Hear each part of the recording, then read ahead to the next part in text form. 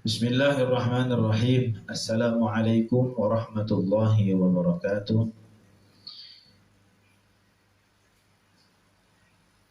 Alhamdulillah wassalatu wassalamu ala Rasulillah wa ala alihi wa sahbihi wa mawalah amma ba'du.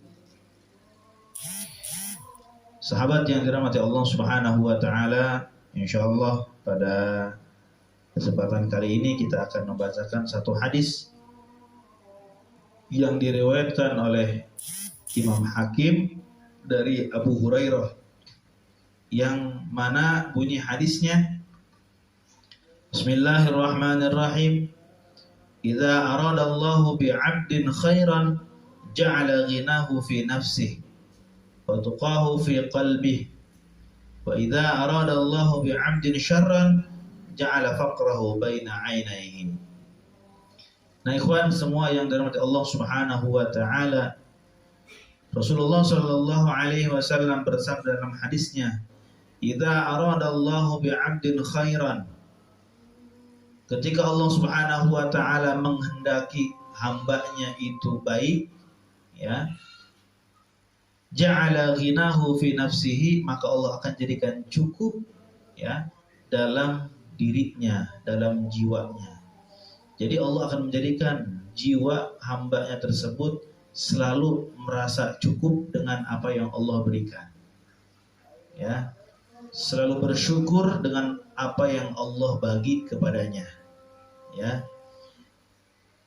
Kemudian yang kedua, wa tuqahu fi qalbi, dan Allah akan jadikan takwa dalam hatinya, ya.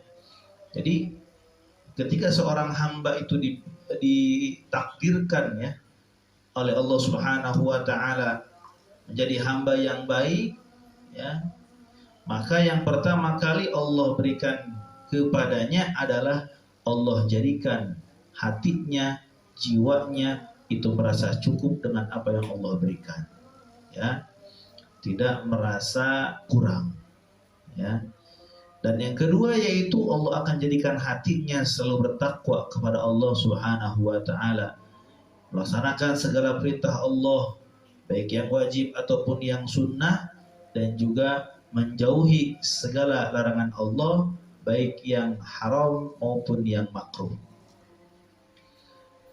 Kebalikannya, wa idza aradallahu bi'abdin syarran, dan apabila Allah Subhanahu wa taala menghendaki seorang hamba itu buruk, ya, maka ja'ala faqrahu baina 'ainaihi, maka Allah akan menjadikan kefakiran di antara kedua matanya. Artinya ketika Allah memberikan rizki atau harta kepada hamba tersebut sebanyak apapun, semewah apapun, maka tetap dalam hatinya, di matanya itu dia tidak akan merasa cukup, ya, tidak akan merasa cukup, dan terus untuk mengejar dunia, yang sehingga dia melalaikan akhiratnya. Na'udzubillahi min dzalik, ya. Jadi dari hadis ini kita bisa menyimpulkan, ya, dan juga kita bisa mengukur, ya, diri kita, ya, khususnya diri kita, apakah kita termasuk hamba yang dikehendaki baik oleh Allah Subhanahu wa taala, ataukah kita ini dijadikan dikehendaki oleh Allah buruk, naudzubillah, gampang, ya.